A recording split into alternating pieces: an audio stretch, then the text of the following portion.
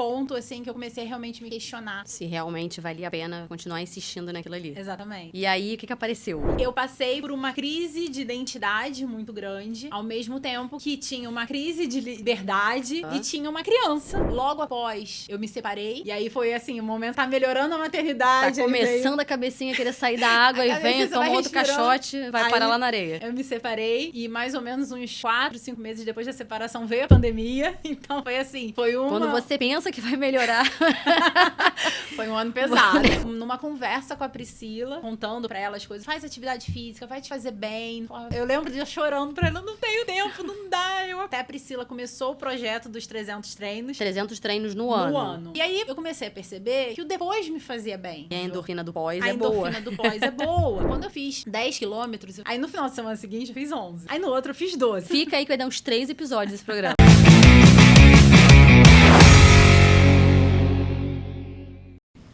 Olá, sejam todos muito bem-vindos a mais um podcast da Wi-Fi.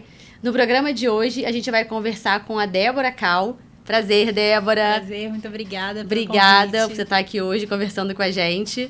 E a gente vai falar, na verdade, um pouquinho sobre a vida dela, sobre a trajetória dela, falar sobre algumas das situações aí de superação, de mudança de vida, de estilo de vida, e que acabaram levando ela aí para um outro curso, para um outro caminho que não tava no script da história dela, e que eu acho que vai ser bem inspiradora para que vocês estão assistindo. Tudo bem? Tudo ótimo, um prazer. Queria agradecer o convite.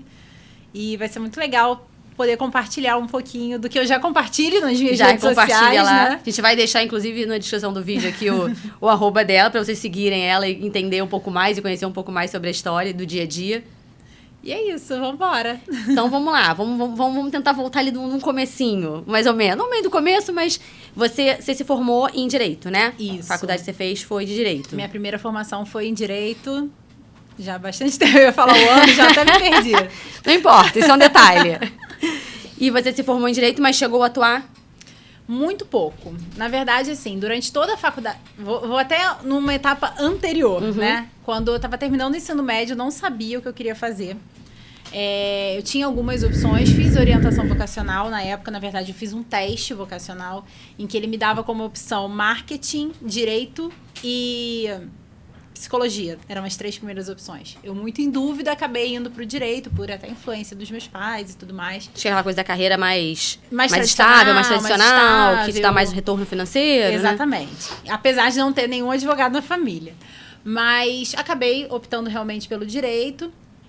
Mas nunca me identifiquei. Durante a faculdade toda, eu já ficava, e aí, quando eu terminar, o que eu vou fazer? Bom, a gente já pensa logo, vou advogar, é o que eu tenho como opção. E durante a faculdade eu fiquei ali, eu tentava me encaixar, eu ficava assim, qual é a matéria que mais me chama atenção? Então eu gostava mais da área de família, e depois eu conheci Direito do Trabalho, aí eu gostei mais da área trabalhista, e fui seguindo assim até o final da faculdade. Bem certa. Bem certa não, mas... certa, mas eu peguei o Direito do Trabalho como uma boa opção, uma área que eu gostava. Terminei a faculdade de Direito, fiz pós em trabalho, depois eu comecei... Quando eu me vi realmente formada, advogada, né? Tinha passado na OAB, logo em seguida. Falei, tá, e agora? Né? Advogar, eu não cheguei... Apesar de ter feito minha pós em Direito do Trabalho, eu advogava mais em algumas causas de direito consumidor. Mas não me encontrava, não me encaixava. E aí eu comecei a estudar para concurso público. E aí foi quando as coisas começaram a mudar um pouquinho... que tem até muito a ver com aonde eu cheguei hoje, né? Porque estudando para concurso, eu comecei a gostar muito de estudar sobre a parte emocional, a parte de técnica de estudo. Então, eu criei um blog, que na época era bem conhecido, que era o blog da Concurseira Dedicada. Que blog era uma coisa que em alta, né? Na época. Era uma coisa que as pessoas assistiam e viam. Blogueira era que realmente um blog. A blogueira raiz. A blogueira raiz, exatamente. Então, eu tinha um blog e ali eu compartilhava dicas de estudo, tinha parcerias com editoras, era bem o iniciozinho de tudo. Parceria com editoras, fazia resenha de livros, parceria com os professores. E fui estudando para concurso. Com com foco na área trabalhista, mas ainda assim, é aquela coisa que você estuda, se dedica, mas não tem uma não grande tem uma paixão ali envolvida. Você olha e fala assim, tá, é a opção que eu achei. Até chegar um momento em que eu fui casei, e aí eu acho que depois do casamento eu comecei a me questionar mais se valia a pena. Eu já estava estudando há mais ou menos uns 2 anos, cheguei a tentar magistratura, comecei a estudar para magistratura, não cheguei a fazer prova, né, para juiz do trabalho, mas ainda assim era muito forçado. E aí acho que depois do casamento foi o ponto assim que eu comecei a realmente me questionar. E quando outras oportunidades começaram a aparecer também. Se realmente valia a pena continuar insistindo naquilo ali. Exatamente. E aí, o que apareceu pra você? Então, são muitas coisas. A minha vida tem muitos pontos de virada. Fica aí que vai dar uns 3 episódios esse programa, brincadeira. Bom, aí eu já tinha esse blog já há um tempo, já devia ter quase 2 anos. Eu acho que foi quase toda a minha trajetória de concurseira. Eu tinha esse blog bem famoso. Era engraçado que às vezes eu pegava avião pra fazer prova e tal, e eu via as pessoas do meu lado estudando, porque não aparecia, no início eu não aparecia. É um blog, é escrito, né? Sim. Pra quem não sabe. Pra quem não viveu esse momento. Então, depois de um tempo que eu botei realmente a minha foto, então eu via as pessoas estudando pelos materiais que eu compartilhava de parceria com professores e tudo mais. Então, nesse período, eu comecei a estudar muito sobre técnica de estudo. E aí, conheci programação neurolinguística, comecei a estudar sobre isso. A gente estava no iniciozinho, que estavam se falando muito começando a se falar sobre coaching, que não é o coaching que tem uma má fama, né? É o coaching verdadeiro, que tem hoje em dia uma polêmica muito grande. Tem, esse assunto é polêmico. Bem polêmico. Tava no iniciozinho do coaching no Brasil, e eu comecei a estudar mais, associando, para mim, essa parte de programação neurolinguística, técnicas de organização, de produtividade. E comecei a compartilhar isso também no blog.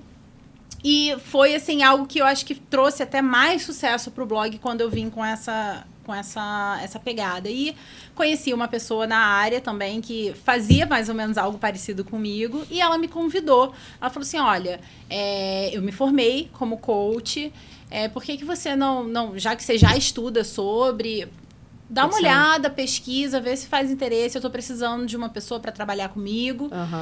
E aí eu fiz a formação, fiz algumas especializações também na área, e comecei a atuar como coach na área de concurso público, desenvolvendo essa parte mais comportamental. Então, eu tinha parcerias com professores, com editoras que até também ajudavam na parte de material, mas a minha parte era realmente ajudar na organização, no planejamento, montar cronograma de estudos. Então, a pessoa não sabe como priorizar, como buscar questões. Então, toda perdida essa parte ali, você acaba dando um direcionamento, uma luz ali Exatamente. Pra pessoa conseguir sucesso nos estudos e, consequentemente, conseguir aprovação, né? Exatamente. E aí eu fiquei por esse caminho uns 8 anos, mais ou menos, trabalhando na área de concurso público. E sempre buscando novas alternativas de aprofundamento mesmo, né? Porque eu sempre gostei de estudar muito sobre comportamento humano. Tanto que os meus livros que eu gostava de ler não eram livros de ficção, alguma coisa assim. Eu sempre pegava da área de autoajuda, com muitas aspas, também uma área polêmica. Outra área polêmica. Exatamente. Mas que falava realmente de comportamento, mais voltado para psicologia. Então, me perdi. Lembrei. Voltou. E aí eu descobri uma pós em psicologia que se chama Psicologia Positiva, que você não precisa ser formado em psicólogo, né, para poder fazer essa pós, e que ela visa a parte, vamos dizer assim, um pouco contrária da psicologia. A psicologia, ela olha muito pro trauma. Então, você tem um problema já, então vamos desenvolver esse tema. Falando de uma forma muito superficial. Muito.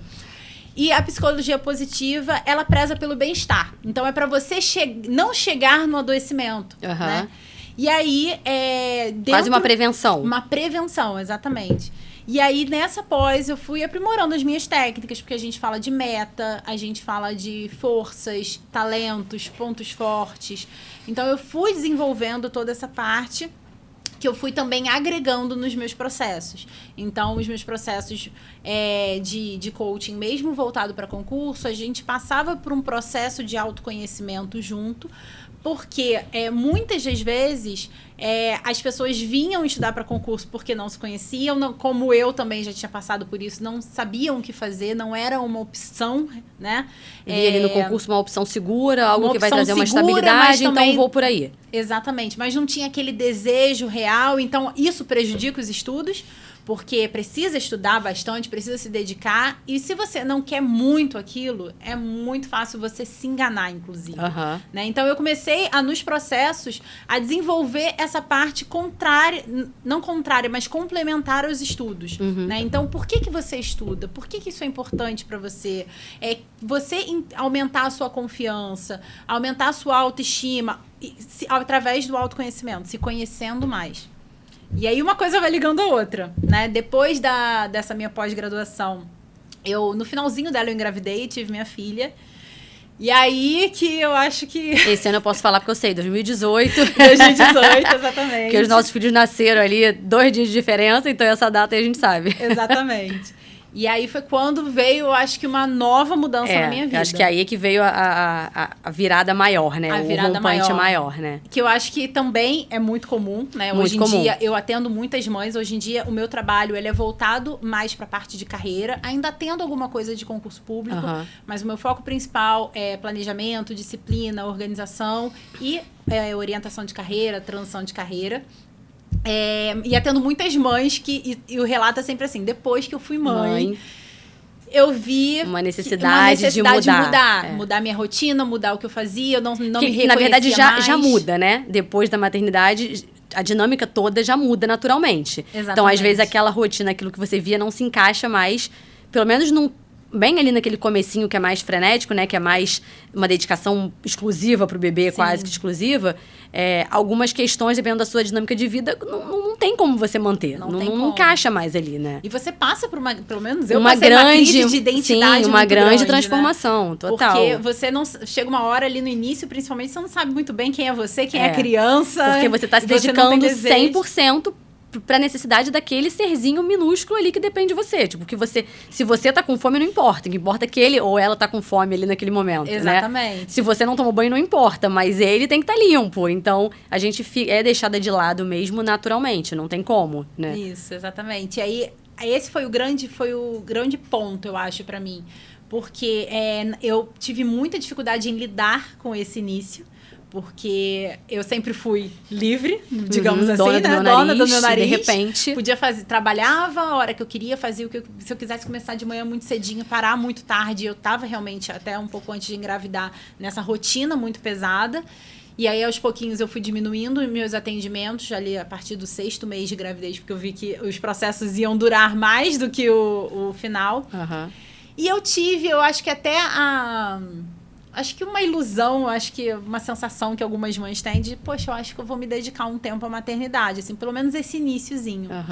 E eu quis, eu parei de trabalhar, tirei minha licença como empreendedora, né, autônoma, tirei uma licença de mais ou menos uns 3 meses e fiquei me dedicando exclusivamente à minha filha. Só que é muito mais cansativo e trabalhoso que trabalhar de verdade. Sim. Porque não para, né? Porque você não pode desligar o laptop e falar, não, chega, por hoje chega, não.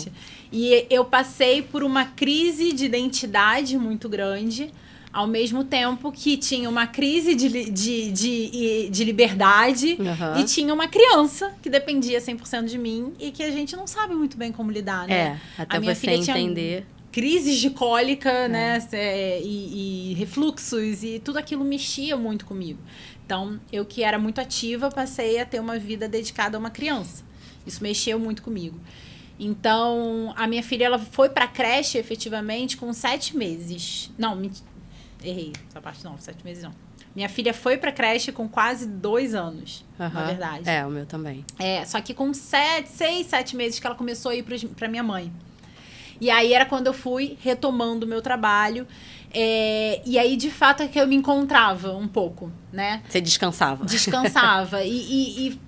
Via sentido. Eu acho que o se que resgatava eu mais senti, também um pouco. Exato. Eu sempre fui uma pessoa muito movida por me sentir fazendo algo pelo amor, vamos botar assim. Então, eu tenho gostado do que eu faço. Se eu tenho prazer no que eu tô fazendo, eu faço pelo tempo que for, a hora que eu for. E eu sentia como se a maternidade tivesse roubado o meu prazer. Hoje, pra mim, na época, óbvio, eu não consegui identificar isso, mas hoje pra mim era muito claro. E trabalhando, eu senti o prazer, porque eu gosto de trabalhar com pessoas, eu gosto de desenvolver pessoas. Então, assim, é o momento que... É o seu momento ali, né? É o meu momento, não é só trabalhar pra dinheiro, né? É o meu momento realmente de me sentir eu, de fazer o que eu gosto. De sentir que faz a diferença de alguma forma, né? Exatamente. E aí, até o primeiro ano da minha filha foi um pouco complicado, ainda a rotina, eu tentando adaptar, emocionalmente eu ainda não estava muito legal. Logo após, eu me separei. E aí foi assim, o momento que você tá melhorando a maternidade. Tá começando a cabecinha querer sair da água e vem, toma outro caixote, vai parar lá na areia. Eu me separei e mais ou menos uns 4, 5 meses depois da separação veio a pandemia. Então foi assim... Quando você pensa que vai melhorar... Foi um ano pesado. O negócio só piora. Foi um período bem pesado. E aí, aquela coisa, na pandemia, todos nós passamos por isso. Complicadíssimo, todo mundo trancado dentro de casa, com uma criança. Uma criança pequena. Uma criança pequena. Só quem viveu sabe. Tentando trabalhar, enfim... Sem saber o que esperar, quanto tempo ia durar, sem certeza de nada. E acabou que as pessoas também, até com medo de investir, né? Mas ao mesmo tempo, para quem fazia em concurso público, era muito bom, porque era uma época de concurso. Exatamente. Então foi uma época que eu conseguia produzir. E ao mesmo tempo, o pessoal que era concursado, né? Se você tem alguma experiência com alguém, você fala assim, pô, aquele ali não tá preocupado que vai ficar sem emprego. Exatamente. Aquele ali não tá preocupado da empresa fechada, do comércio fechar, aquele ali tá tranquilo, né? Exatamente. E era um período que as pessoas viam como uma oportunidade de estudar, porque sabia que os concursos estavam suspensos. Sim. Mas, ao mesmo tempo, elas tinham medo. Tinham medo porque não sabiam quanto tempo aquilo ia demorar, ficavam ansiosas. Então, assim, foi um momento legal que eu comecei a fazer mais lives no meu Instagram, no YouTube. Eu lancei alguns cursos também de técnica de estudo. Então, assim, quando eu comecei a trabalhar... foi aquele momento que todo mundo se voltou pra internet, né? Porque era o que tinha. Era o que tinha. Então, todo mundo... Quem já não fazia, começou a fazer porque tava todo mundo fazendo e era o caminho que a gente tinha. Pra se distrair, pra se entreter, pra trabalhar, pra vender, pra comprar tudo, né? Exatamente. Eu já tava ali há uns 8 anos na internet, já tava realmente... aí. Mas, de fato, é aquela hora que você fala assim, cara, tenho que fazer isso aqui acontecer, né? Exatamente. O caminho é esse agora. E aí, a pandemia foi pesada, como pra todo mundo, né? Na pandemia, engordei muito, assim, já tinha engordado pós-maternidade, eu sempre falo, minha gravidez não me engordou, eu estava magra na gravidez, mas o pós, né, com aquelas dúvidas pessoais, né, a crise existencial. E também a rotina, a gente não dormia, então eu fui engordando e aquilo acho que aumentou na pandemia, que a gente basicamente comia. Aí tem aquela coisa da satisfação de comer para satisfazer, porque tá pesado, porque tá difícil, o prazer acaba vindo da comida e é normal, né? Exatamente. Emendou com a separação também, que já traz um momento também de ansiedade, claro. Exatamente. Até de frustração, dependendo da situação um pouco, né? E eu não sou a pessoa que perde a fome quando tá ansiosa. Gostaria muito, sou a pessoa que tem fome. Tem gente que não consegue comer nada, tem gente que come até a parede. Exatamente, eu não, sou a pessoa que... Então eu acabei engordando muito. E aí quando as coisas começaram a se acalmar de novo, ali talvez outubro de 2020, né? 2020. Até já fui perdido um tempo. Outubro, e aí as pessoas, né, a gente começou a sair novamente. E aí, eu ainda morava sozinha com a minha filha. E eu não podia ir pra academia. Ela não tinha voltado pra... Eu não me sentia segura pra mandar ela ainda pra creche. Ela só voltou no ano seguinte. Mas eu precisava, assim... Eu cheguei, eu acho que naquele ponto que foi o meu limite, sabe? Eu cheguei no meu limite em relação a peso, em autoestima, em precisar mudar como eu estava vivendo, que eu estava Que vivendo acaba muito refletindo automático. também em tudo, né? Que acho que se você não tá Exatamente. bem com você acaba refletindo no seu trabalho, na sua relação com a sua filha, na relação com a sua Tudo. família. Tudo acaba sendo afetado. De repente você não vai querer sair, que você não quer que as pessoas te vejam. Exatamente. Porque nada cabe, nada fica bom, então você perde a vontade de socializar. Acaba sendo uma bola de neve, né? Exatamente. Mexe como um todo. E é principalmente interno, né? Não é É. como você está na É, sua aparência, é como exatamente, você como se se sente. sente. Porque às vezes você até tá no corpo que você considera ideal, Mas que você, mas por dentro, mentalmente não, você não estiver bem, você não transparece isso, total. né? Então, foi aquele momento que eu olhei e falei assim, cara, do jeito que tá, não dá, porque daqui a pouco eu tô em depressão, né? E eu realmente até fazia terapia já na época, eu cheguei próximo a isso, porque foi tanto baque, assim, a sensação era justamente isso, né? Quando eu Não dá levantava a cabeça, tomava um caldo, levantava a cabeça pra tomar fôlego, vinha outra onda e não me dava levava. nem tempo de se recuperar da primeira, você já tá na terceira, quarta, né? Você Exatamente. nem superou a primeira lá que veio ainda. Exatamente. E aí, eu comecei a princípio malhando em casa, eu comprei um acesso à internet nessas plataformas de atividade física em casa. Comecei ali, até tive muito incentivo da Priscila, que já veio aqui. Que já passou por aqui. Trouxemos também Priscila. Priscila Cardoso. É um prazer, Fernanda, estar aqui. Canal de Educação Física. Na verdade, até vou incluir esse momento antes, que foi um pouco antes. Eu, numa conversa com a Priscila, eu né, contando pra ela as coisas, eu falei assim, Pri, eu não tenho... Ela faz educação, faz atividade física, vai te fazer bem, não sei o quê. E eu falava, Pri, eu não tenho tempo. Ela, você tem tempo, né? Eu lembro de eu chorando pra ela, eu não tenho tempo, não dá. Eu acordo na Júlia, não sei o quê, e faço isso. Aí eu olhei e falei, não, tá, eu vou arranjar esse tempo. Ela me deu uma sacudida. A Priscila é boa nisso. Deu um é saculejo. E aí... eu falei assim, não, vou. Aí foi quando eu comecei a procurar essa plataforma, vi como uma opção, e eu malhava, assim, 20 minutos, meia hora no meu escritório, que era ao lado do quarto da minha filha. Então, babá eletrônica ali. Isso com ela dormindo. Com ela dormindo. Acordava uns 20 minutinhos antes, meia hora antes, fazia. E aí, no início, é muito difícil, né? Porque você tem que acordar mais cedo, 20 minutos, meia hora é muita coisa. É muita coisa. Né? Ainda mais se você não tá legal emocionalmente. Era um esforço. É um esforço pra você sair da cama e sair da inércia ali e começar uma coisa nova. Exatamente. E aí, eu comecei a compartilhar também na internet, porque eu já trabalhava com a internet, compartilhando essa rotina. Até a Priscila começou o projeto dos 300 treinos. E ela falou pra mim, começa. Eu falei assim, ai, que isso? Eu não consigo, Não é estou fazendo impossível. nenhum, que dirá 300. Exatamente. Ela falou, não, faz veio que você consegue. E aí eu comecei estipulando, se eu não me engano, eu fiz uns cálculos. Era uma meta de 300 treinos no ano. No ano, exatamente. Eu botei 220, se eu não me engano. Que aí eu pensei assim, 3, 4 vezes na semana. Era só pra se exercitar, não tinha tempo. O que você fizesse, conta. E aí eu comecei a fazer... e fui. E aí, aos pouquinhos, eu comecei a perceber que o depois me fazia bem, né? Era 20 minutos, mas era o meu tempo, né? E, óbvio... e a endorfina do pós a é boa. endorfina do pós é boa. Tinha uma criança dormindo no quarto do lado que às vezes acordava, assim. Às vezes você começava com menos de 5. Quando você começava a aquecer, a criança acordava. E aí... eu parava... dava pause no vídeo, no relógio, ia lá, botava ela pra dormir de novo e voltava a fazer o exercício. Então, assim, eu sempre fui muito regrada, assim. Se eu estipulo algo como objetivo, eu sou muito focada.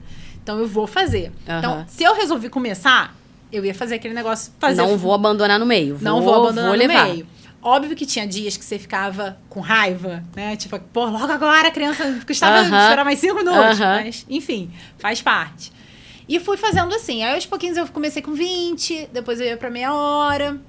E aí, eu fui aumentando inclusive, o horário de acordar. Eu comecei acordando, tipo, 7 da manhã, porque eu acordava junto com a minha filha, que era por volta de 7h30, 8 horas. Comecei a acordar às 7, depois eu fui pra 6h30, depois eu fui pra 6, depois eu tava acordando às 5h30.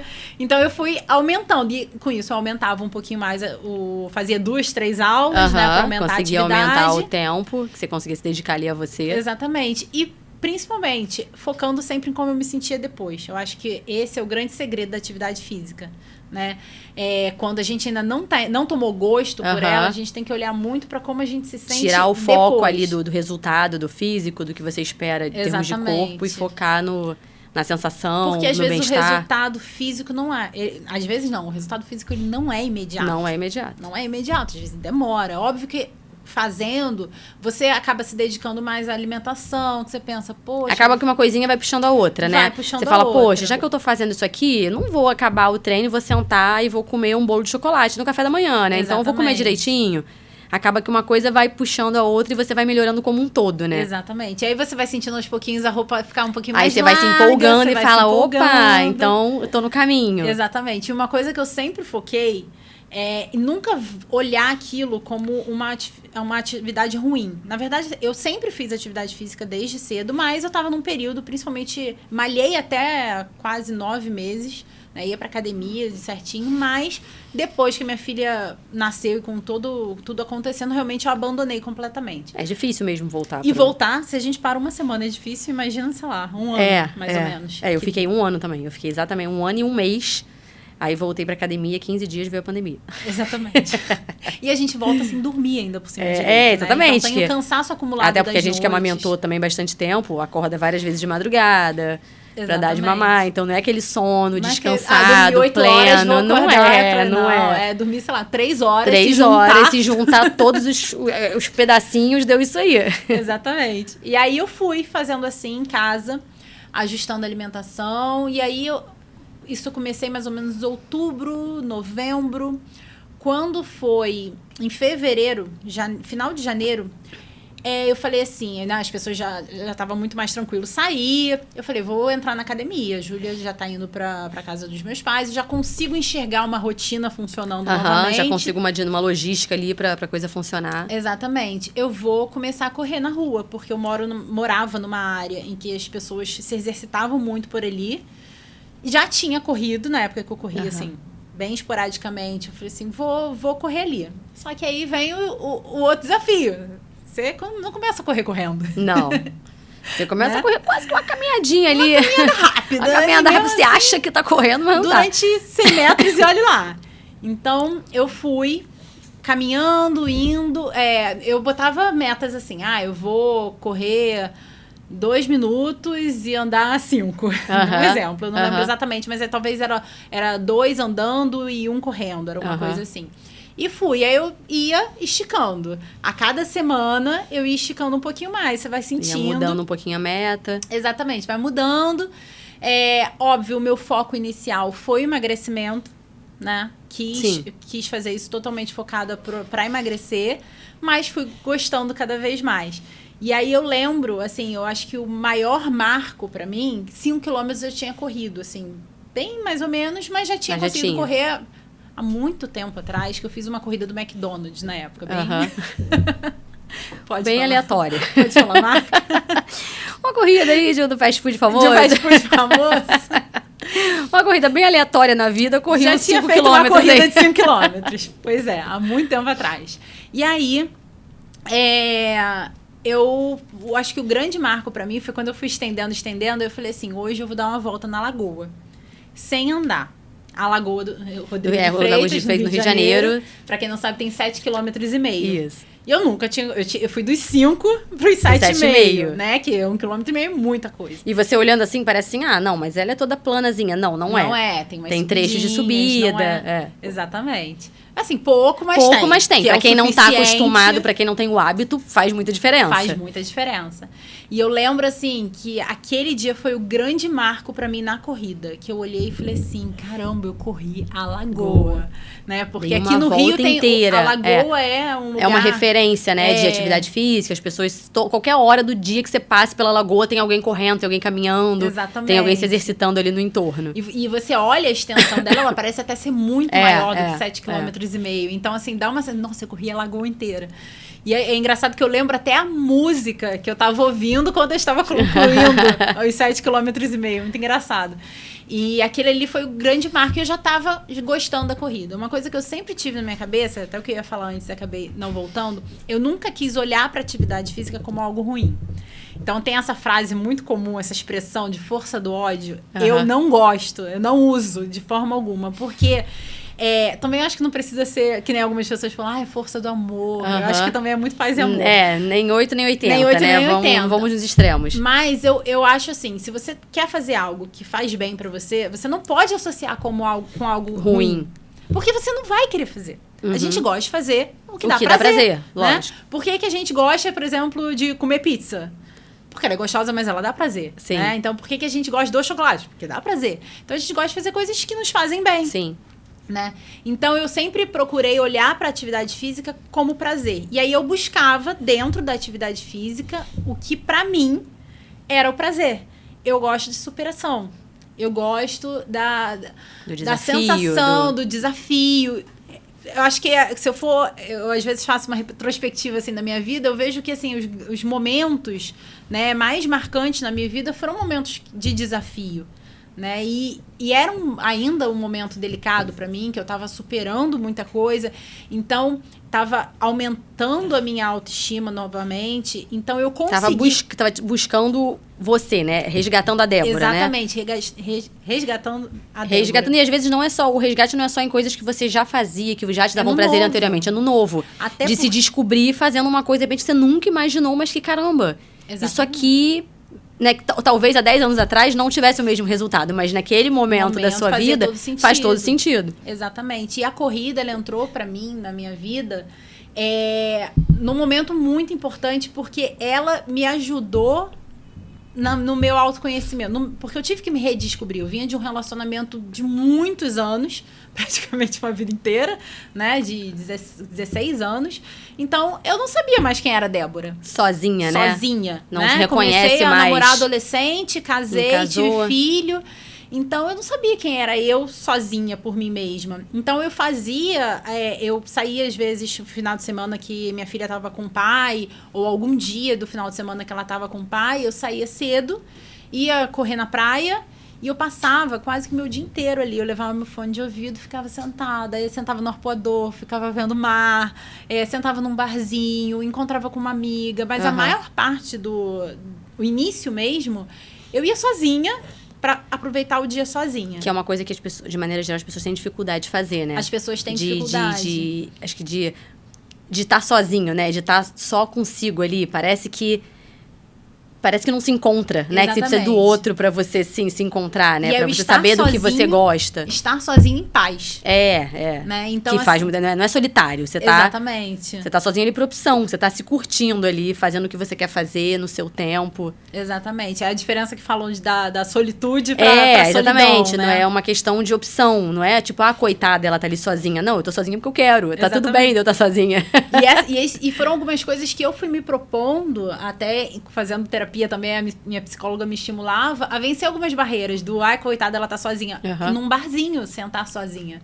Sair pra comer sozinha. Por que você não pode sentar num restaurante sozinha? A sensação é que todos os olhos estão voltados pra você, né? Aquela coisa de, coitada, não tem companhia. Exatamente. Não tem quem venha com ela. Ai, tadinha. E não é ninguém tá nem aí. Ninguém tá nem aí. E mesmo se alguém tivesse, né? Paciência, não tem...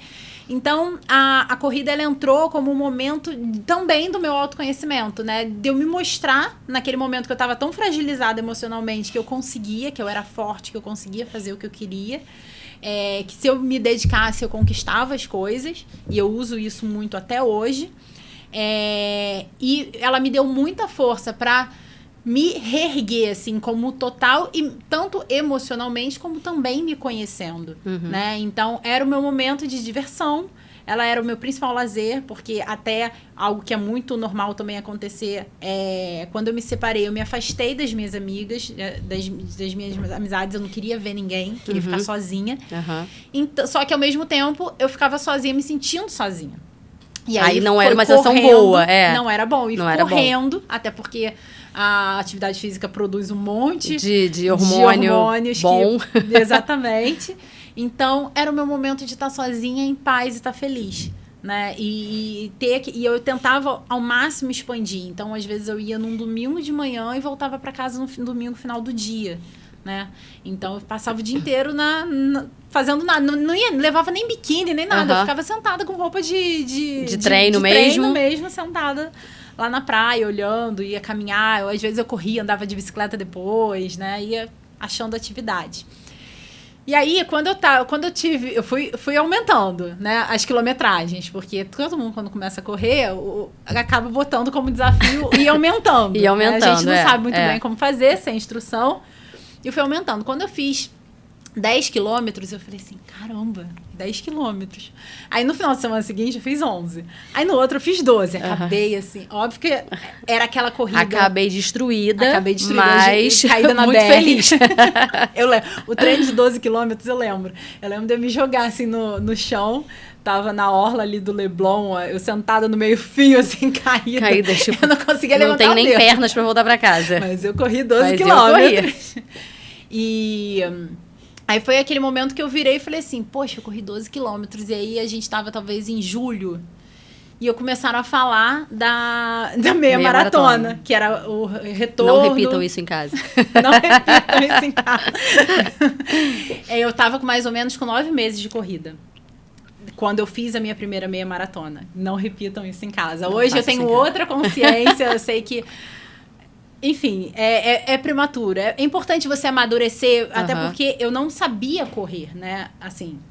Não sabia... Técnica, né? Técnica. O meu correr é o correr igual como todo mundo pensa. Eu vou sair correndo. E até a preparação para que aquilo aconteça de maneira treino. Então, segura, né? Exatamente. Tem dia que você vai correr mais devagar, tem dia que você vai correr mais forte, tem dia que você vai treinar velocidade. Enfim, eu não sabia. Eu só sabia sair correndo, quase morrendo e vamos até onde eu conseguia. Até bateu a quilometragem no relógio, quando acabar é isso. Exatamente. E aí, quando eu vi a meia maratona, tinha mais ou menos uns 5 meses, eu acho, para 4, 5 meses para frente. E aí eu falei, bom, acho que eu vou tentar toda uma coisa aqui de superação. Vou fazer uma maluquice aí. Vou fazer uma doideirinha. E aí eu perguntei para uma amiga, falei, e aí, o que você acha? Ela falou, não, se inscreve, você consegue, pô, você já tá correndo 12 e tal. Eu falei, tá tudo bem, vou procurar, mas aí eu procurei um treinador para me orientar, para pelo menos nisso eu pensei assim, meia maratona já não dá para brincar do jeito que eu tô brincando, né? Tem que melhorar um pouquinho. Já tinha emagrecido até aí, eu acho que uns 14 quilos, mais ou menos, 15 quilos, já tinha sido bastante coisa. Eu não tenho hoje, no total, como mensurar quantos quilos foram, porque eu não fui na nutricionista desde o início. A minha dieta, minha mente sempre foi assim, eu vou tirar os excessos. Então, assim, eu sentava pra comer uma pizza inteira. Então, vamos comer 3 pedaços? Metade da pizza, ao invés de uma pizza inteira? Que já é um começo. Tomar uma garrafa de vinho, vamos tomar uma taça, 2 taças? Então, assim, eu fui cortando os excessos e fazendo atividade física. Sim, e aí, naturalmente, o resultado veio. E aí, pra meia maratona, eu ainda não tinha procurado, a primeira meia maratona, não tinha procurado ainda nutricionista, mas fui adaptando. E a gente vai lendo, pesquisando. A gente vai aquela coisa assim, eu acho que eu sei como é que faz. Tentando ser autodidata. Não repitam isso em casa, mais uma vez. Mas eu acho que é importante também, assim, pelo menos a pessoa tá em movimento. Sim, não, total. Mas tendo orientação é realmente... Tendo orientação faz total diferença. Exatamente, é o ideal. E aí eu consegui fazer... E a questão da alimentação, a gente já falou aqui diversas vezes, é tão ou mais importante quanto, porque sem ela você não consegue os resultados. Exatamente. Só treinando, se você não tiver a alimentação alinhada com o seu objetivo, você não vai chegar... Ou até chega, mas não chega de uma maneira saudável, né? Exatamente. Não chega fortalecida. E às vezes, por exemplo, seu objetivo é emagrecer, talvez você corra e com uma alimentação ruim você não vai emagrecer. Exatamente. Né? Acontece muito, porque é só a gente ver, o gasto é alto, mas se eu tenho um consumo alto de caloria também, não fica meio que elas por elas, né? E se você de repente está comendo errado, você não tem a força muscular necessária, o preparo necessário para aguentar aquele desgaste que você vai ter durante uma prova longa. E dependendo do que você come no dia anterior... Seu resultado também interfere. Eu descobri que japonês é impossível no dia antes. Uma pizza super rola. Hambúrgueres japoneses, por exemplo, eu fico mega pesada, não corro bem. Então, você vai entendendo melhor, conhecendo um pouco mais da alimentação, vendo que funciona. Eu fui assim, né, no teste, no erro, no acerto, e vendo... E fiz minha primeira meia maratona, e ali foi o outro momento, assim, que eu falei assim, cara, corri 21 quilômetros. Pra quem não sabe, meia maratona são 21 quilômetros. 21 e 95 metros. Faz muita diferença no final. Quando já correu 21, 900 metros, é coisa beça. E aí... 95. E aí, quando eu terminei a meia maratona, eu terminei ela muito bem, eu realmente consegui me preparar muito bem. E quando eu terminei, eu falei assim, cara, eu corri uma meia maratona, eu consigo qualquer coisa nessa vida, né? Pode jogar que eu tô pronta, eu tô preparada. Eu lembro que assim, nos últimos 2 quilômetros eu só chorava, eu corria chorando. Eu lembro dessa foto. Que eu tenho uma foto minha vibrando assim, vibrando, era tipo chorando. Assim, Os últimos 500 metros, eu acho. E aí... Acho que deve ser uma retrospectiva na cabeça, né? Tipo assim, de todos os baques que vieram, né? De onde você estava, do lugar que você estava e que você não estava feliz. E daquela mola ali que te jogou pra cima de volta. Exatamente. E você voltou a ter vontade de viver, né? Ter gosto ali no viver. Exatamente. A corrida traz exatamente isso. Traz em mim o gosto pela vida. É aquele momento que eu me encontro, que sou eu comigo mesma, e ao mesmo tempo, assim, é como se fosse uma celebração de estar viva. Eu sei que parece meio clichê, mas é mais ou menos isso, né? É uma pessoa que não corria nem 100 metros, estava quase 20 quilos acima de um peso considerado ideal, assim, por questões de saúde mesmo. O mínimo, né? Eu não conseguia brincar direito com a minha filha, que eu ficava exausta, né? Não que hoje em dia a gente também não fica. A gente fica exausta porque a dinâmica é um pouco diferente, né? A criança tem uma demanda ali que não é muito compatível com a da mãe e do pai. Mas tudo bem, a gente consegue administrar, pelo menos. Exatamente. Estando bem condicionado, a gente consegue equilibrar isso aí. Exatamente. E a corrida, ela ensina muito a gente, né? Porque a gente tem que ter paciência, tem corridas que são boas, tem corridas que, né? Tem dia que você vai correr que não vai ser tão bom. Então, e fora o tempo que você passa correndo. Não é todo dia, apesar disso, que você sai feliz e motivada. Não é todo dia que... Né? Na verdade, a maior parte dos dias, eu não saio pra correr motivada. Né? Não é porque eu gosto que eu saio pra correr motivada. Então, assim, muitas vezes, ainda mais quando a gente até tava conversando um pouco antes de começar, tem que correr na esteira. Que tristeza. Um saco olhando pra parede. Eu sempre falo, se você corre na esteira e diz que não gosta, tenta correr na rua. Às vezes o problema é a esteira. Às vezes o problema é o lugar que você tá correndo. É o lugar que você tá correndo, às vezes. Às vezes realmente você não gosta. Mas tenta primeiro na rua. E aí eu fui fazendo várias provas, porque também aquela energia... Você já chegou a fazer alguma prova? Já. É uma energia diferente, As pessoas se falam, você nem conhece, as pessoas se cumprimentam, e aí começa a conversar, e vamos correr junto. E aquela coisa do final, né, da celebração, da medalha. Exatamente. Às vezes acaba com um evento e tem, enfim... É legal, né? É legal. E tá todo mundo ali se esforçando junto. Não é você correndo aleatoriamente na rua. Tem pessoas junto de você, né? E durante a prova as pessoas vão incentivando, né? Às vezes você tá bufando. Você tá bufando ali, tem alguém paradinho ali dando incentivo. É legal mesmo. E a meia maratona, inclusive, é muito legal. Inclusive, quem estiver assistindo e estiver acontecendo corridas que forem na rua lá fora, isso é muito comum. As pessoas irem pra rua vibrar. E torcer é muito legal. Assim, pra você que tá correndo, a meia maratona e a maratona acontecem mais isso. Principalmente as maiores aqui no Rio de Janeiro. Você passa e as pessoas estão batendo palma. Gente, assim, é uma besteira, mas você tá num momento que a sua energia, assim, não aguento mais correr. Uma carga ali extra de energia pra você... Exatamente, tá? As pessoas pegar o fôlego pra falando... mais alguns quilômetros pra frente. Exatamente, é muito bom. É aquele momento que você ganha um respiro, que nem a gente brinca, são os fotógrafos na prova. Você tá lá correndo. Aí você vê a câmerazinha, você, opa, você melhora a postura, fica mais feliz, dá um sorriso. Exatamente, as coisas vão fluindo. E aí eu realmente tomei gosto, a corrida virou meu momento de lazer, a corrida virou meu momento de pensar, principalmente quando a gente tá se preparando pra meia maratona, vamos combinar que a gente passa um tempinho correndo. Né? Tem bastante tempo pra pensar na vida, nas questões. A minha primeira meia maratona eu fiz em 2 horas e 28. Então, 2 horas e 28 dá pra você amar, odiar, ter raiva, chorar, voltar de avião. Sorrir. Dá pra você fazer muita coisa em 2 horas e 28. Você é aquela pessoa que gosta de correr ouvindo música ou que gosta de correr, tipo, focada nos pensamentos e no... Então, normalmente eu tenho música. A não ser em alguns lugares que eu corra por segurança, eu fico sem música. Só que eu tenho os meus 2 momentos. Eu tô com a música, às vezes eu tô com a música, eu nem sei que música tá tocando. Tem momento que eu preciso da música pra dar um gás. Ela até tem umas músicas até meio, aquelas que são meio chaves ali, né? Que estão específicas, tipo assim, naquele momento tô desanimando. Peraí, deixa eu botar aquela ali que é a que vai dar um vai gás. Dar uma energia ali pra eu voltar pro foco. Exatamente. Tem momentos que eu me perco e que eu acho soluções pros meus problemas, eu questiono a vida, sabe? Então, assim, tem um pouco de tudo. Tanto que hoje em dia, no início eu só usava com música, porque era aquela sensação de que eu preciso da música. Até para tornar mais feliz o momento. Mas aos poucos eu fui percebendo que às vezes a gente tá pensando e às vezes você tá só na luta do vai, mais um pouco, mais um poste. Só até aquela árvore. Tá acabando, tá acabando. E aí eu fui percebendo também que me ajudava a raciocinar. Então, num dia que eu tava mais triste, tava ansiosa, eu saía mais leve, eu organizava, pensava mais nos problemas. E aí eu comecei, às vezes, a desligar a música. Não consegui ainda na academia. Isso é um lugar que eu ainda dependo um pouquinho da música. Mas acho que talvez por isso, né? Que na academia é aquela coisa mais chata ali, aquela meio música aquela... que às vezes você não quer. É, tem uma música tocando ali no fundo que de repente não é uma música que você gosta, aquela coisa ali, parede.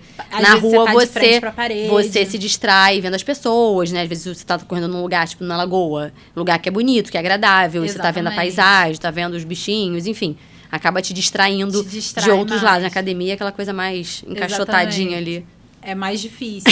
Mas tem muita gente que gosta, né? Então, assim, eu vou ter... Tem dias que eu já consegui ir até mais ou menos uns... Não, eu fiz... eu fiz 14 quilômetros semana passada sem música. Acho que foi o meu treino mais longo, que foi só... 100% sem música. 100% Só... sem música. Nem botei o fone. O fone ficou guardado o tempo inteiro. Mas é um momento que, assim, às vezes você se desliga, não pensa em nada, às vezes você pensa em muita coisa. É porque nas corridas, ainda mais, são mais longas, você tem muito tempo, muita coisa. Né? Então, vai administrando.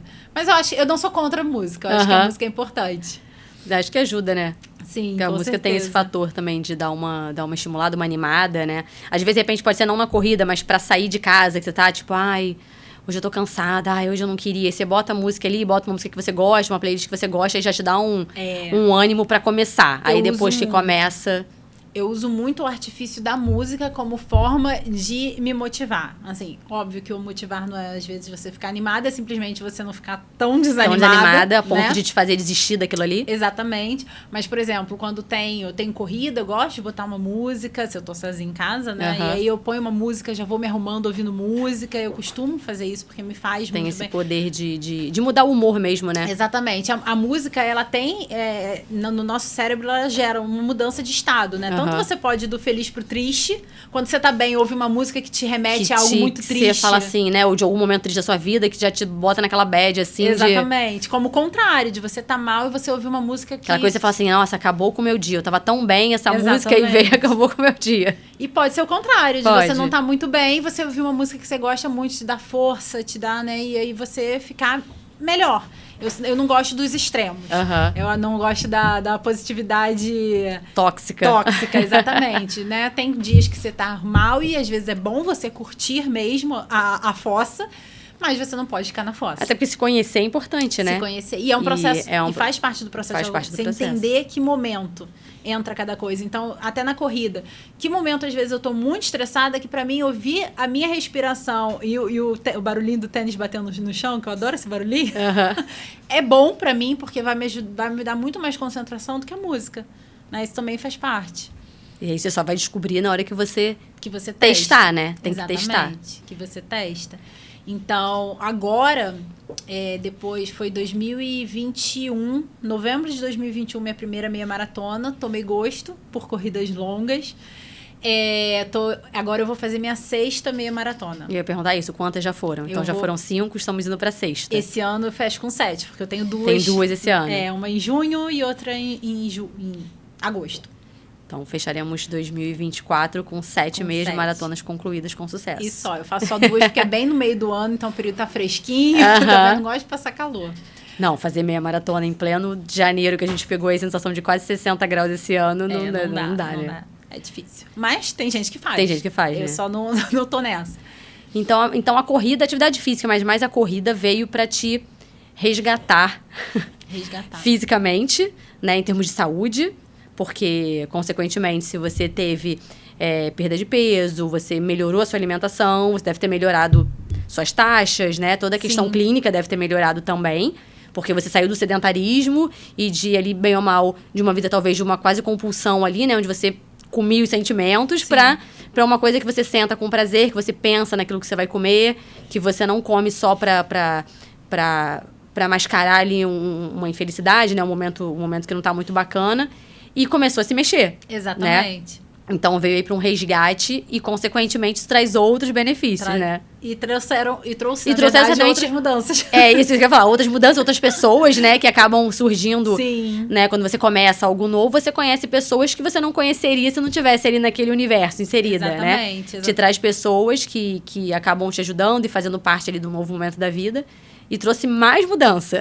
E trouxe mais mudança. Pois é, eu acho que a corrida, como eu falei, trouxe essa questão da superação e essa sensação de que eu posso promover as mudanças na minha vida que eu quero, né? Então, até só concluindo um pedaço que eu falei dos 220 treinos, né, no primeiro ano. Eu fechei aquele ano que eu falei que eu não conseguiria fazer, que não daria 220, eu fechei com 300. Que era a proposta da Priscila inicial. Na verdade, era dela. Era dela, Ela só falou, faça o que você quiser, mas estipula um número. E agora eu tô fechando, esse vai ser o meu 3º ano com 300 treinos, né? Então, desde 2021, eu venho fazer... 3º ou 4º? Já até... Terceiro. Mas é a continha que eu tinha rapidinho. Não, 2024 eu faço... Faz quarto. Vai fechar o quarto. Começou em 2020? Comecei em 2021. 21 inteiro, 22, 23 e 4. É isso. Então, assim, depois, o movimento de iniciar é o mais difícil, né? Depois que engrena, fica muito mais fácil. E aí, vou resgatar desse ponto. Eu sempre tive o desejo de fazer faculdade de psicologia, desde lá no início. Desde que apareceu lá no teste vocacional. No teste vocacional já era algo que eu gostava. Eu gostava daquelas minhas leituras e tudo mais. Já trabalhava com a parte de desenvolvimento. E aí, foi em 2021, depois da minha meia maratona, foi novembro, quando foi no início de 2022, se eu não me engano, que eu me perco muito fácil nas datas, foi tanta coisa, que eu olhei e falei assim, cara, acho que eu vou tentar a faculdade, que já era um desejo anterior, e que foi desincentivado na época. Falei assim, tem tudo a ver com o que eu gosto, é o que eu quero, vou fazer. Só que assim, eu não tive esse pensamento e planejei por 3, 4 meses. Eu tive esse pensamento de eu vou fazer isso, não vejo na minha rotina, a gente ainda estava numa volta, não estava ainda com as aulas presenciais, então eu falei, é uma oportunidade, porque as aulas ainda estão remotas. Não sei as aulas da faculdade, não sei aonde eu vou incluir minha filha nesse momento. Incluir minha filha não, incluir a minha faculdade por conta da minha filha. Mas vou me inscrever, se eu não conseguir estar ao vivo, eu assisto e vou ver o que dá. Isso demorou 3 dias. Entre o vou fazer, vou e me inscrever. Isso é uma pessoa decidida. É porque já que é pra decidir, a gente decide logo. Se eu for pensar muito... Não trabalhamos com procrastinação. Não nisso. Não nesse momento. Então, assim, com 3 dias, na verdade, eu já estava assistindo aula, já estava matriculada. Então, eu acho que ali foi o outro ponto de virada que eu comecei a minha atual transição de carreira, né? Depois de orientar tantas pessoas. Depois de orientar tantas pessoas, exatamente. No meio do caminho, na verdade, foi 2021 eu comecei a faculdade, foi há um ano mais ou menos, 1 ano e meio que eu comecei a trabalhar com transição de carreira. Né? Eu ainda não estava trabalhando com transição. Mas eu acho que todo esse movimento da corrida, ele acabou me ajudando também nesse movimento de voltar a estudar. Porque o que a gente pensa? A faculdade de psicologia são 5 anos. Eu tinha feito uma faculdade de direito 5 anos. Então eu falei, gente, 5 anos é muito tempo. É muito tempo. Eu vou demorar muito tempo. E eu não sei como é que eu vou fazer. Eu tenho uma filha pequena, que eu tenho que buscar na escola praticamente todos os dias. Eu tenho que ficar com ela de manhã. Sim. E aí eu consegui uma faculdade que tinha um período à tarde. Então, eu assistia aula à tarde, dava um jeito de encaixar meus atendimentos de trabalho. E as coisas foram fluindo. Aí, ainda tem isso, né? Porque se você trabalha, você é autônoma, na verdade, se você tira tempo de atendimento, de trabalho, você pode... Tira dinheiro, né? Isso interfere no seu financeiro. Com certeza. Então, mas assim, eu olhei... No momento que você está aumentando o seu custo, você está pagando, né? Tendo um gasto extra. Mas pensando no investimento ali de uma coisa a médio e longo prazo. Exatamente. Eu tive que me organizar e ver assim, o que cabe aqui. Achei uma faculdade que tinha o turno da tarde, isso me facilitou bastante, aulas online, tudo fluindo. Tudo lindo. E aí veio a volta do presencial. E aí foi quando Mais um caixote que ela tomou. Exatamente. Aí eu falei assim, agora como é que eu vou voltar pra faculdade? E aí, até porque com online, às vezes eu assistia aula no final de semana. Né? A minha filha dormia, eu terminava de assistir uma aula. Não é aquele horário específico, né? Exatamente. Eu até teria que estar presente, mas como era ainda na época de pandemia, tinha uma flexibilidade maior, você conseguia mexer nisso aí da melhor maneira dentro da dinâmica do dia. Exatamente. E aí eu fui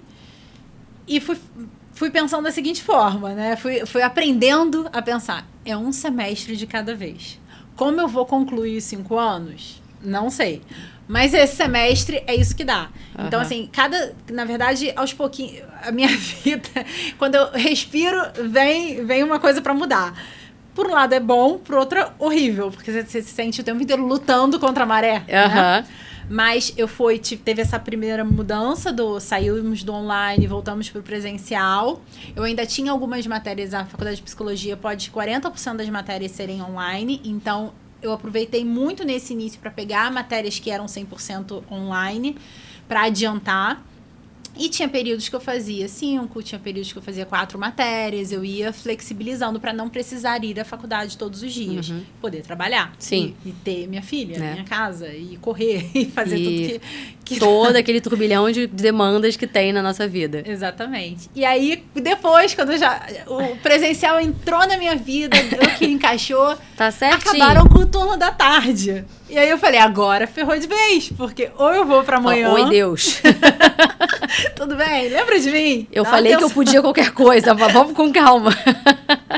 Exatamente. E aí acabaram com o turno da tarde. Eu tinha que escolher manhã ou não. Eu ia falar, impossível, porque eu levo minha filha na escola e eu tenho que ficar com ela à noite, né? É óbvio, a gente tem eu e o pai dela temos uma guarda compartilhada, mas ainda assim, durante a semana, é uma vez por semana, durante a semana que ele pega. E que precisa de atenção, né? Não tem jeito. Ele precisa. Eu não queria que... os meus pais me ajudam muito, mas eu não queria que eles pegassem ela na escola. Eu também queria ter o meu tempo com ela. Sim, claro. E aí a gente foi mais uma vez. A gente, no caso, eu. A fui gente, adaptando. Um total de eu comigo mesma. Exatamente. E fui adaptando. Então, assim, eu já tô no presencial manhã. Já optei pela manhã. Na verdade, manhã e noite. Porque eu aproveito sempre o dia que ela vai pro pai. Eu sempre combino com ele qual vai ser, assim, de acordo com a disponibilidade da minha grade. Então, exemplo, ela vai na quarta-feira para ele, então na quarta-feira à noite eu pego matéria, mas já pego matéria na quinta-feira de manhã. Porque eu já ganho 2 dias de presencial sem ter que me preocupar com ela. E aí eu fui adaptando, né? Não pego aulas às 7 horas da manhã, eu faço algumas coisas para poder facilitar a minha rotina. Mas falta 1 ano agora só. Falta 1 ano. Falta 1 ano pra ela eu ainda não é psicóloga, mas falta pouquinho. Falta muito pouco, falta praticamente só as matérias de estágio agora. E assim, quando a gente para e olha... Eu falo muita gente, mas sou eu. É porque a gente como um todo, né? Reflexão como um todo. Quando a gente olha pra frente, a gente sempre tem aquela sensação de que é muito tempo.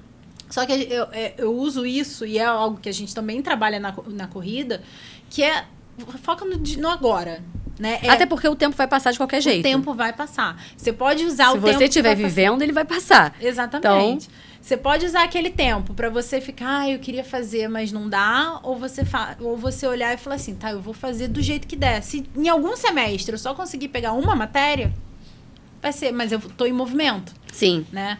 Então, se você não tivesse feito nada, você ia chegar agora e ia falar assim, se eu tivesse começado, eu já estava terminando. Exatamente. Né? E eu teria perdido um momento que foi muito importante para mim, para me dar confiança no início da mudança, que foi ter as aulas online. Porque psicologia não pode ser 100% online. Se ainda pudesse, a minha vida seria muito mais fácil. Mas não pode. Mas a vida da mãe nunca é fácil. Nunca é fácil.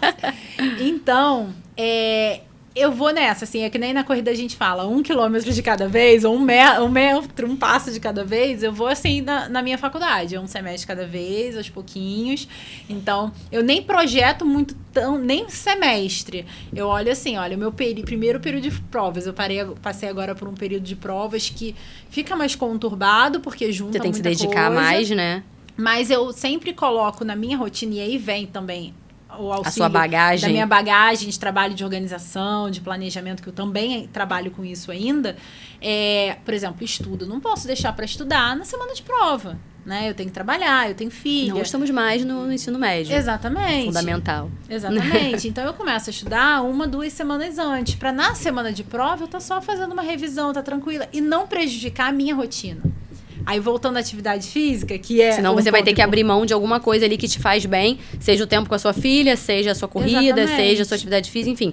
Alguma coisa na sua rotina vai ter que ser mexida. Exatamente. A minha vida tem que continuar acontecendo, o que é primordial, a atividade física é ponto importante, ela é prioridade na minha vida, eu fecho a agenda.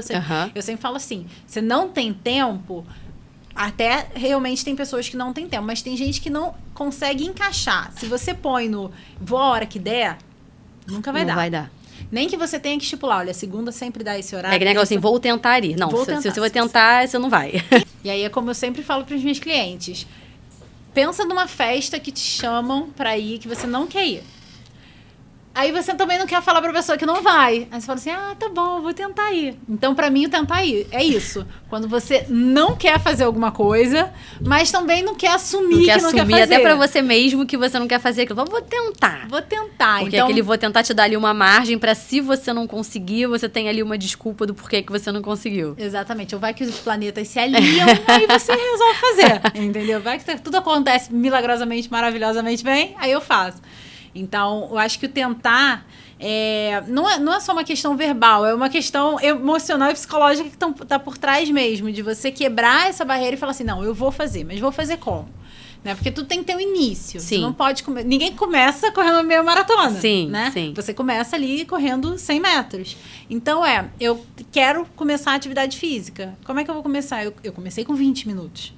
Em regra... Em casa. Em casa. Né? Com a filha dormindo no quarto do lado. Muitas vezes a pessoa pensa, mas pô, 20 minutos é muito pouco. A gente associa muito a atividade física a 1 hora.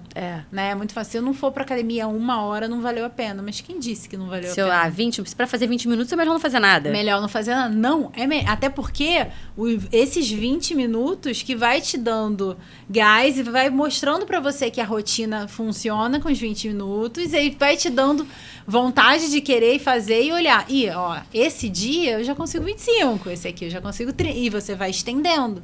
E aos poucos esse tempo vai crescendo. Porque naturalmente quando aquilo ali vai te dando algum prazer, né? Seja no resultado, seja no pós, na sessão do pós, seja no resultado, você acaba se mexendo para ajustar a tua rotina para aquilo ali, pra conseguir fazer dar certo, né? Se antes aquilo ali era um esforço muito grande, botar 20 minutos, já começa a falar, opa, e se eu acordar 10 minutinhos antes que eu consigo fazer 30? Exatamente. E se eu já deixar, sei lá, a roupa do trabalho separada, porque aí eu consigo também um pouquinho mais, porque aquilo ali já tá ajustado. Né? Você começa a fazer ajustes ali na rotina, porque aquilo ali tá te motivando, tá te dando prazer de alguma forma, né? Te dando algum retorno. E aí fica mais fácil você mexer do que você ficar naquele pensamento engessado de não tenho tempo, não dá, porque é assim, não tem como. Exatamente. Até porque todo o processo de mudança de qualquer coisa você tem que mudar, né? No seu planejamento, na sua organização, no seu dia a dia. O nosso corpo vai gerar uma resistência, Sim. né? O corpo, ele gosta da inércia, né? Da gente gastar o máximo de energia, o mínimo de energia possível. Então, se qualquer movimento a mais que você tem que fazer é dificultoso. Por isso que a gente tem a preguiça, por isso que a gente quer procrastinar. Então, quanto mais fácil a gente deixa aquela tarefa, seja emocionalmente, não vou usar o tentar, eu vou fazer um pouquinho, ou melhor, um pouquinho de cada vez, você vai tornando a rotina mais palatável, vamos dizer assim, né? Porque eu não gosto de usar a palavra fácil, fica parecendo que é sempre fácil. Sempre fácil, não é. Mas você vai olhar e falar assim, ok, eu consigo esse tempinho. E aí, aos pouquinhos, você vai realmente ajustando. Deixa de ser um sacrifício muito grande, você começa a olhar aquilo com outros olhos, né? Mesmo a questão da faculdade, né? Se eu olhar os 5 anos, se eu olhasse, eu não teria começado. Sim. Agora, não. Falta 1 ano, mas agora só falta você já um tá ano. Ali vendo a formatura já. Exatamente, já tô... sonhando ali com a beca já. Não, quando eu entrei no grupo lá do telefone, né? Eu entrei no grupo do formandos. Eu falei, meu Deus, agora é verdade. Tá ficando sério, eu vou de novo e vou poder chegar nesse momento. E acho que é muito legal até pra você, exemplo assim, claro, né? Acaba que a tua história é exemplo pra quem te conhece, pra quem tá conhecendo agora, pra quem já te acompanha. Mas eu acho que deve ser muito legal esse exemplo pra Júlia, né? Sim, eu penso muito nisso. De você, de tá mostrando pra ela que pode, que dá pra mudar, independente do tempo, independente da idade, das dificuldades, né? Dela ver ali, eu sei que ela vai ali para as chegadas das corridas, e aí corre o finalzinho ali junto com você, disso fazer parte da vida dela, né? Desculpa. de ela você ser um exemplo para ela, né? Dela acreditar nela, acreditar que ela pode também, que é possível. Exatamente, eu brinco muito isso com ela, né? Quando ela fala assim, mamãe, eu não consigo. Consegue, você consegue sim. E eu acho que talvez agora ela não consiga ter essa percepção, mas eu acho que isso vai sendo construído junto com ela, né? Talvez mais tarde, Sim. mais velha, ela veja esses exemplos para se incentivar. Eu brinco muito com ela durante o dia, quando ela fala que não quer ir pra escola. Minha filha, para quem não sabe, tem 6 anos. E aí, ela fala, eu não quero ir pra escola. Escola é muito chato. Aí é sempre... isso dia sim, dia também lá em casa. E aí eu falo, mas não é. Eu falo assim, mas a mamãe também vai pra escola. Então, assim, no outro dia, ela tava em casa, porque o meu pai queria levar ela na escola, e eu já estava na faculdade, porque eu tinha uma aula cedo. E aí eu falei, eu tô aqui, aí eu fiz uma chamada de vídeo, mas eu tô aqui na faculdade, ela quer ver? Aí eu liguei a câmera, mostrei a sala pra ela, mostrei a professora, que ainda não tinha começado a aula. Então, assim, ela também vê que não é só ela que tem que estudar, que o estudo faz parte da nossa vida toda. Então, eu acho que eu tento sempre trazer isso para ela de alguma forma, né? A própria corrida, ela fez uma corrida infantil, foi ano passado, e ela estava super empolgada, foi um dia das crianças, ela estava super empolgada, e ela estava assim, eu vou ganhar medalha. E na hora que eu achei muito bonitinho, que a gente não percebe justamente o exemplo, na hora dela tirar as fotos com a medalha, ela repetiu exatamente as mesmas poses. Ela queria tirar a foto mordendo, ela queria botar a medalha perto do tênis, sabe? Exatamente. E foi engraçado que assim que ia começar a largada, eu fiz um vídeo na minha primeira meia maratona, pegando assim um compilado, né, de vídeos. E eu botei a Unstoppable, aquela música no fundo, né? E na cabeça dela, aquela é a música que eu ouço quando eu estou correndo. Que eu só ouço aquela música, é a minha música de corrida. Tanto que quando toca, ela fala, mamãe, sua música. E aí, quando ela foi começar a correr, ela virou e falou assim, mamãe, põe Unstoppable pra tocar. Pra ela correr. Ela tinha que correr 100 metros. 100 metros. Mas ela queria correr ouvindo Unstoppable. Então, são umas coisinhas que a gente não percebe no dia a dia. Porque o exemplo acaba arrastando muito mais do que a palavra, exatamente, né? Influencia muito mais do que o que você fala. Exatamente. Né? A gente não percebe, mas vai reproduzindo, né? E de repente ela vê que você tem um cuidado com a sua saúde, sim. Que você faz um esforço pra estar sempre em movimento. Que você cuida do que você come. Que você cuida de você também, das suas necessidades. Que você faz coisas que você gosta. Aquilo ali vai plantando ali uma sementinha dentro dela daquilo que ela vai acabar reproduzindo no futuro para ela, né? E, consequentemente, ela vai ter mais ferramentas para se encontrar, para ser feliz, para ter uma vida saudável, emocionalmente, fisicamente dentro das escolhas dela. E até de chegar no momento e falar assim, não, isso aqui não tá legal, eu vou mudar. Eu posso mudar, por que não mudar agora? Não é porque eu já tenho já tô formada que eu não posso mudar. Não, eu posso mudar. Minha mãe fez outra faculdade, eu já era nascida, por que eu também não posso? Exatamente, né? Ter essa noção e entender que eu acho que eu penso muito assim dela. Eu trabalho muito com ela também, até por conta de estar fazendo a faculdade de psicologia, eu gostar disso. A parte emocional eu trabalho muito com ela.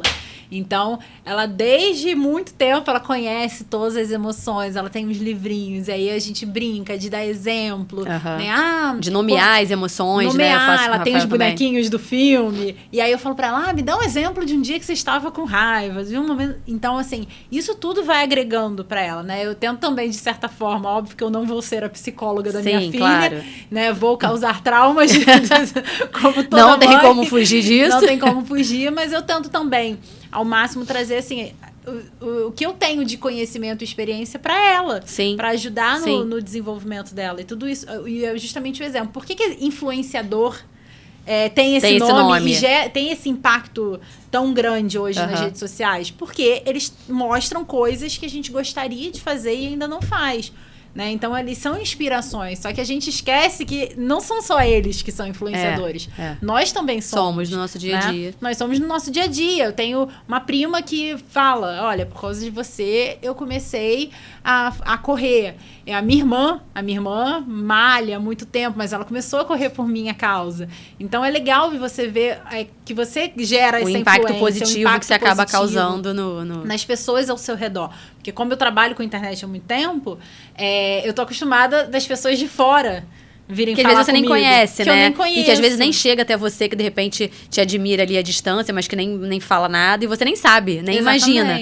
Mas quando você vê alguém ali... Quando você vê alguém de perto, né? É diferente, né? Uma sensação assim, caramba, eu nem imaginava que essa pessoa se inspirava em mim em alguma coisa. Né? Porque eu acho que sempre tem alguma coisa que a gente vai inspirar o outro. Né? Eu lembro muito no início No início que a gente teve filho, a gente conversava.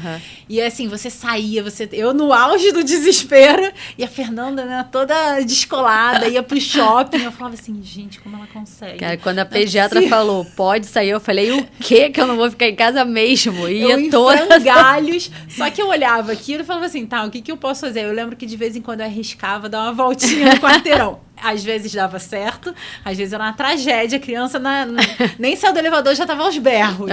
Mas enfim, mas me inspirava também a me colocar em movimento, aí no Cine Materna, a ter experiências diferentes. Eu ia, sei lá, tomar um café ali na padaria, vamos embora, bota o canguru, bota a criança e vamos dar uma volta, sair de casa, ver gente, respirar. Porque pra mim era uma coisa que me fazia bem. Exatamente. Ficar dentro de casa ali sozinha, naquela rotina ali só de dentro de casa, chegava uma hora que me sufocava. Então eu precisava dar uma volta pra esparecer, pra recuperar as forças e voltar. Pra você lembrar que você tem uma vida. Exatamente. Que sua vida não é só aquilo. Mesmo que, claro, tinha que levá-lo, né? Ele é muito pequeno. Ele não gosta do carrinho, então vamos no canguru. Não dá pra ir longe porque tá chovendo? Vamos perto. E vamos achando uma maneira também de fazer alguma coisa que dê prazer, né? Exatamente. E agora que nós estamos há uma semana, talvez menos de uma semana, dos nossos filhos fazerem 6 anos, completarem 6 anos. Se você parar e olhar a Débora de 6 anos atrás, essa retrospectiva aí desses últimos 6 anos... É pra chorar? Não, o objetivo não era chorar, não. Era... O que você acha que foi a principal mudança que aconteceu nesses últimos... Claro, fora a maternidade em si, né? Que já é uma super mudança. Sim, Mas dentro de todos os turbilhões aí que você passou nesse processo, o que você acha que foi a maior transformação que aconteceu ao longo desse período? Eu acho que a maior... Assim, eu não vou colocar um fato, né? Porque foram vários acontecimentos. E eu também não gosto de pensar em ponto-chave. São vários pontinhos coisas que vão acontecendo e vão se somando. Mas eu acho que foi o momento em que eu comecei a me redescobrir. E eu sempre converso isso também com as minhas clientes de transição de carreira. O se redescobrir não quer dizer você olhar e voltar a ser quem você era. Ou descobrir como voltar a ser. É você descobrir também uma nova versão. Então, até fazendo uma comparação com a maternidade, as pessoas falam assim, o meu corpo não é mais como o de antes. Não era, não vai ser, e tá tudo bem, pode ser. E se você não tivesse sido mãe, também não seria. Também porque não seria. Tempo vai passar. O tempo vai passar, a sua barriga esticou, não vai ser igual. Se passasse 4 anos sendo mãe e 4 anos não sendo, já não ia seria ser igual. Então mas como eu posso fazer com que o meu corpo agora fique de uma melhor para mim, o melhor possível dentro do que eu tenho de condições. Então, eu acho que o grande ponto foi isso, assim, todos esses tombos, esses caldos que eu levei da vida, eu acho que foram primordiais para eu olhar novamente para mim e até conhecer uma Débora que estava lá escondida e que eu não valorizava. Né, por várias questões. Circunstâncias da vida todas, e deixava, eu tava lá soterrada, tava lá quietinha. A gente vai escondendo e vai deixando para baixo, e foi quando eu fui obrigada pela vida a olhar para mim, né, a me dar atenção, porque ou eu fazia isso, ou sei lá o que poderia acontecer. Né? E que bom que você conseguiu parar e se olhar, né, porque... Para algumas pessoas, demora essa chave virar. Sim. E às vezes chega num ponto mais cruel, assim, de entrar numa questão de uma depressão mesmo, né? Que precisa de uma ajuda mais efetiva, às vezes até de medicação. E que bom que você conseguiu ver aquela molinha lá no fundo do poço e falar, opa, não, é em cima dela que eu vou subir, porque ela vai me fazer voltar, né? Exatamente. E eu acho que tem um ponto importante também que eu gosto de falar, é que... Não é que... As pessoas sempre falam assim, mas você é muito disciplinada, né? Eu acho que não é que eu seja muito disciplinada. Eu sou focada, sou disciplinada, mas eu também procrastino em um monte de coisa. Só que a gente tem que trazer sempre o olhar também para o que eu posso trazer de prazer porque eu não gosto. Porque eu acho que isso que ajuda a gente na disciplina, isso que ajuda a gente também a se descobrir. Então, assim, tudo vai ter uma parte ruim. Mas deixa me esforçar para trazer algo de positivo. Mais uma vez, não é eu tô triste, fingir que não tá triste, sorria. Não é isso. Você sente aquela dor, aquela coisa ruim, mas você não se contenta com aquilo. Então, eu sempre brinco, quando acontece alguma coisa hoje em dia ruim na minha vida, eu posso ficar triste por um dia. Dependendo do que for, nem um dia eu permito. Mas eu posso ficar por um dia, mas eu não vou não vou deixar aquilo se estender, sabe? Acordar o outro dia ruim. Eu vou me esforçar. É botando uma música, é me arrumando pra ficar em casa e não fazer nada, sabe? É ir correr, é ir dar uma volta. Porque eu acho que isso que é importante, é o movimento. Então, o ver a molinha lá no fim do poço, digamos assim, todo mundo vai ter a sua molinha. Só que você não tem que achar que só porque ela tá ali eu vou dar um jeito e vai ser um salto maravilhoso. Tem dia que você vai saltar e você vai assim, subir tipo 1 centímetro, tem dia que você vai ficar só olhando a molinha e não vai conseguir se mover. Sim. Tem dia que você vai saltar e vai muito alto. E a vida, assim, é um processo, né? A gente não é nada linear, né? Nada linear e nenhuma mudança acontece de uma hora para outra. Mas são pequenas ações, pequenos passos que, no final das contas, fazem a diferença. É aquilo que a gente falou, o tempo vai passar de qualquer jeito. O tempo vai passar de qualquer jeito. Então, se você tá com medo de começar, o tempo ele vai passar. Ele vai passar. Então, já que ele vai passar, vamos aproveitar. E aproveitar da melhor maneira para que quando chega lá na frente, você fala, não é que até que passou rápido. Exatamente essa. Com a faculdade, é exatamente a minha sensação. Eu falo, gente, 4 anos, que é o período que eu me encontro agora, é muita coisa. Mas passou muito rápido.